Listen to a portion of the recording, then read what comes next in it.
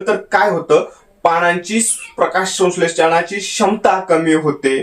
आता ही प्रकाश संश्लेषणाची फोटोसिंथेसिसची क्षमता जर कमी झाली तर काय होतं, सूक्ष्म घड निर्मितीवरती याचा परिणाम होतो. योग्य ती सूक्ष्म घड निर्मिती होत नाही, झालीच तर घड पाळीत जाणं किंवा एखाद्या स्ट्रॉंग घड जो म्हणतो आपण आपल्या डोळ्यांमध्ये तयार होत नाही, आणि त्याचाच परिणाम पुढे पाऊस पडल्यानंतर एकदम मण्यांची गळ होणं या प्रकारचे कमकुवत द्राक्ष घड या ठिकाणी लागण्याची शक्यता असते. त्यामुळे चांगल्या स्वरूपाची सूक्ष्म घड निर्मिती, मजबूत द्राक्ष घड तयार होत नाही, याचा एकंदरीत परिणाम होतो.